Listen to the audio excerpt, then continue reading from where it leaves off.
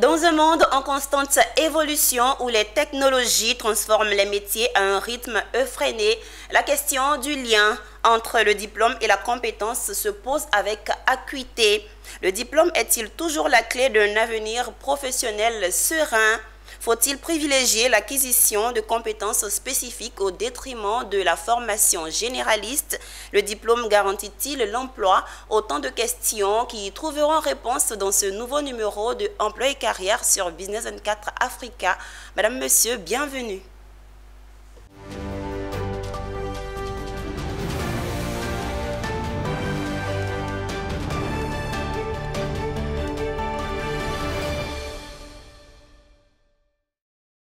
Comme vous le savez, nous sommes toujours en compagnie de notre expert consultant en insertion professionnelle, M. André Couillot, qui est avec nous. Bienvenue, M. André Couillot. Merci de m'accueillir. Toujours un plaisir.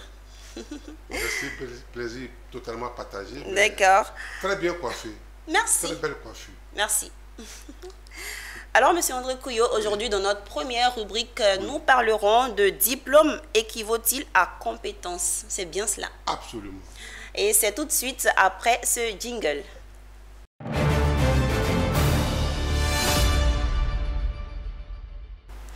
Alors, Monsieur André Couillot, là tout de suite, que nous disent les chiffres?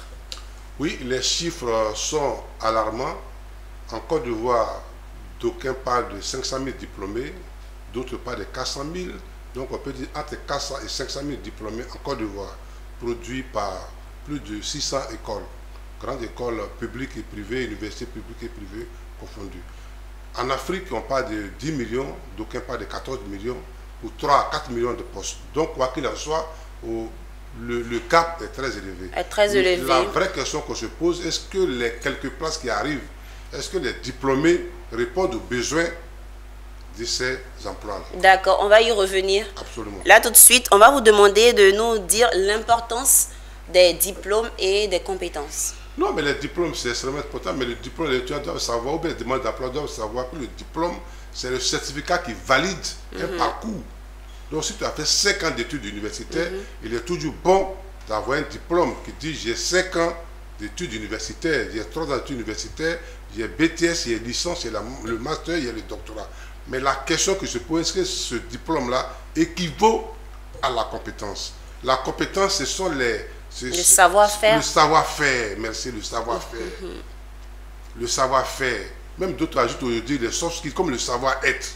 Voilà. Donc, est-ce que les étudiants ou les diplômés ont ces compétences techniques qu'on appelle les soft skills et comment dire les hard skills et puis les compétences relationnelles qu'on appelle les soft skills. Aujourd'hui, on parle des made skills, peut-être qu'on va y revenir, c'est-à-dire les compétences formelles. Mais en tout cas, est-ce que les diplômes sont opérationnels? D'accord. Et voilà. Quel est l'état des lieux, comme vous le dites? Non, mais l'état des lieux, je me réfère aux statistiques de l'agence française, l'Agence française de développement, qui a fait une étude qui est sur leur site et qui est partout. On dit que près de 76% des compétences de nos étudiants ou bien de nos diplômés ne sont pas utilisables par le système de production. Ça dit, si un étudiant a un BTS comptabilité, il y a 76% de ce qu'il a appris là qui ne servirait à rien aux entreprises. C'est ça qu'on peut dire en français terre à terre. Et donc, il y a un problème quelque part. D'accord. Et qu'est-ce que vous recommandez? Non, moi, je ne suis pas fondateur de cordon, mais l'appel que je peux lancer aux étudiants, c'est-à-dire, je vais argumenter d'abord. Quand vous prenez un étudiant en comptabilité, est-ce qu'il maîtrise Excel? Parce que si vous prenez le secteur d'activité comme l'hôtellerie, mais la plupart de leurs logiciels qui utilisent Excel. Donc, un étudiant qui fait un BTS comptabilité, qui veut être comptable dans un hôtel, dans un restaurant, qui ne maîtrise pas Excel, a priori, il ne servira pas à grand-chose. Est-ce que l'étudiant qui a un BTS en comptabilité, une licence en comptabilité, ou bien un Master 2 en comptabilité, est-ce qu'il maîtrise les logiciels de comptabilité comme SARI, comme Sage? C'est pas très sûr. D'accord. Et donc, ce sont ces outils-là que les entreprises utilisent. Quand vous prenez n'importe quel étudiant en droit, de la licence du Master 2 de n'importe quelle université, demandez-lui est-ce qu'il sait rédiger un contrat. S'il n'a pas fait une formation spécifique, une formation complémentaire, ce n'est pas possible. D'accord. Donc, s'il va dans une entreprise, c'est pour rédiger les contrats. S'il ne sait pas faire le contrat, et puis il est juriste. il servirait à quoi? C'est ça. Un peu comme un journaliste qui ne sait pas écrire. Hélas. Très belle. Les exemples Hélas. sont Il nombreux. ne sait pas écrire, il ne sait pas parler. Bon, il ne sait pas. Il va servir à quoi? Ni à la télévision, ni dans la presse écrite. Donc en réalité, ces étudiants-là ont leur diplôme, mais il leur manque le savoir, comment dire, le savoir-faire. Mais en même temps qu'on ajoute le savoir-être, il est toujours en retard. Il ne s'habille pas comme on le souhaite. Parce qu'il y a des entreprises qui ont des dress codes, comme je prends les banques. Un étudiant qui n'aime pas la cravate, un étudiant qui aime porter les baskets, un étudiant qui n'aime pas la veste, ça va être difficile qu'il travaille dans une banque. Presque impossible, parce que les banques ont un dress code. Même pour les filles, les coiffures jaunes, les coiffures rouges, les coiffures vertes, elle ne peut pas rentrer dans une banque. Même à l'ENA, on ne peut pas rentrer avec ces coiffures-là. C'est l'administration publique. Alors donc, si comment on fait pour rattraper un tant soit peu les choses? Mais il faut qu'il soit conscient que ce qu'il aime là, tout le monde n'aime pas. Et que ce qu'il aime, une bonne partie du monde n'aime pas. Donc il y a ce que tu aimes. Surtout le milieu professionnel. Le milieu professionnel n'aime pas. Ou bien voudrait qu'il soit autre chose. Donc il faut qu'il soit conscient. Si tu es malade, tu ne vas pas à l'hôpital, comment on peut te soigner? Même si tu vas à l'hôpital, tu dis, oh, mais c'est moi, j'ai mal. Comment dirais-je, à l'épaule. Mais il va soigner comment?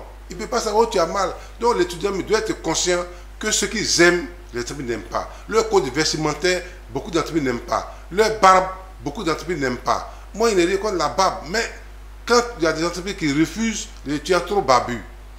Mais il y a des entreprises qui acceptent aussi. Donc en réalité, on leur demande d'être neutre. Quand tu es classique, tu as plus de chances de passer partout. Mais quand tu aimes les baskets, quand tu aimes la barbe, quand tu n'aimes pas porter la cravate, il y a des entreprises qui peuvent t'accepter, comme qui font la communication, si elles veulent, qui font peut-être la production audiovisuelle. Mais il y a d'autres entreprises qui n'acceptent pas. Donc à un moment donné, tu seras limité dans ta recherche d'emploi. Mieux vaut être classique. C'est valable pour les filles, c'est valable pour les garçons. Tu portes une jupe trop courte, des robes qui sont ouvertes, mais, comment dire, sur la poitrine. On voit tout le corps. Il y a beaucoup d'entreprises qui n'acceptent pas, il y a certaines entreprises qui acceptent. Donc en réalité, si tu veux passer partout, mieux vaut être classique. D'accord, pour avoir plus de chances. Sinon, à un moment donné, tu limites les chances. Mais comme on est sur les compétences, les diplômes, aujourd'hui, il y a une étude qui dit que 59% des recruteurs ne sont plus sur les compétences, le savoir, sont sur le savoir-faire. Et donc, en réalité, nos étudiants, ils vont à l'école, mais les diplômes qu'ils ont n'obéissent pas à des critères opérationnels. Donc, si tu prends un juriste, tu t'attends à ce qu'il rédige ton contrat, tu t'attends à ce qu'il fasse des procédures, s'il ne maîtrise pas. Or, le curricula, souvent, c'est 19 matières par an, ou bien 18 matières par an. C'est énorme, mais ça ne leur apprend pas l'opérationnel, ça ne leur apprend pas la pratique. Et donc, ils ne sont pas pratiques. Puis, c'est la pratique que les entreprises demandent. D'accord. Voilà. Et les étudiants doivent se former à côté pour qu'il y ait un équilibre entre. Oui, mais ils ont les portables, il y a tout. On peut apprendre l'anglais sur le portable. On peut apprendre. Il y a des logiciels libres. On peut faire. Mais s'ils ont leur portable, ils peuvent aller s'affairer. Entre guillemets, ils prennent le mot des jeunes. S'affairer, c'est bien. Mais est-ce qu'ils ne peuvent pas se concentrer, ne serait-ce qu'une heure par jour, pour faire ce qui leur manque? Encore qu'il faut qu'ils soient conscients et qu'ils écoutent ce qu'on leur dit.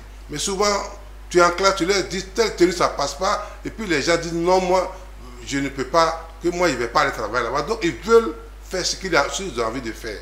D'accord. Voilà, donc c'est ça. Donc, en réalité, les écoles exécutent les programmes officiels. Mais ce programme officiel-là, quelquefois, il est dépassé. Même en Côte d'Ivoire, l'État a supprimé certains BTS. Il y avait BTS Assurance qui a été supprimé. Il y avait BTS Banque qui a été supprimé. Il y avait BTS Force de Vente qui a été supprimé. Il y avait BTS Communication qui a été supprimé. Il y avait BTS Gestion Communale qui a été supprimé pour créer aujourd'hui RHCOM. Mais on se rend compte qu'aujourd'hui, ces filières-là ne sont pas totalement opérationnelles. On peut tout les réformer. Donc, on a supprimé plein de filières qui viennent de citer, personne n'est mort. On peut revoir. Il y a des filières dans nos universités publiques et privées, comment dire, publiques surtout. On peut supprimer aussi. Ou bien, moi, personnellement, au lieu de supprimer, si l'État trouve, mais il ne faut pas qu'on oriente autant d'étudiants. Je prends le cas du droit. C'est une bonne filière. Le droit, c'est la vie. Mais est-ce qu'il y a autant de postes juridiques dans nos entreprises? Même les avocats ont fait un concours sur près de 600 candidats, si je ne me trompe pas, mais il y a eu près de 20 à 22 qui sont admis. Donc aujourd'hui, la magistrature a fait un concours. Plus de 1600 candidats, il y a eu une cinquantaine admis. Donc nous, on est sur le terrain, on leur dit, est-ce que l'État même ne peut pas revoir les orienter dans certaines facultés? Droit, lettres modernes, psychologie, philosophie, c'est des bonnes filières, c'est bien. Mais est-ce que autant d'étudiants méritent qu'ils soient orientés dans ces filières-là? Et pour être plus concret, le diplôme est-il toujours la clé d'un avenir professionnel serein? Non, moi je pense que le diplôme est bien, mais il faut compléter par une formation pratique.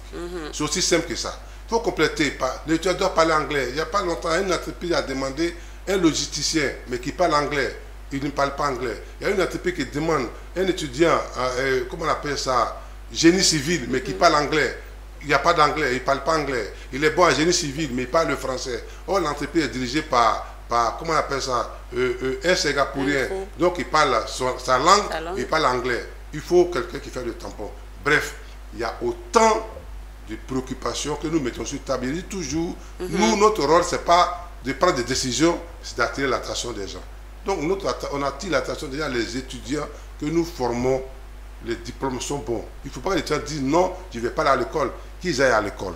Je préfère un étudiant qui a un master 2 en droit, et puis qui se reconvertit, mais en vendant le garba, mais il va le vendre autrement. Mais celui qui n'est pas là à l'école, qui n'est pas diplômé, ça, je pense que c'est moins bon qu'un étudiant diplômé. Je préfère l'étudiant diplômé au chômage que celui qui n'est pas du tout diplômé qui est au chômage. Merci, M. André Couillot. Voilà qui est bien dit. Alors, M. André Couillot, vous ne partez pas, vous restez avec nous pour parler de comment bien choisir le lieu d'implantation de son entreprise. Et c'est dans notre deuxième rubrique intitulée « Je vais créer mon entreprise ».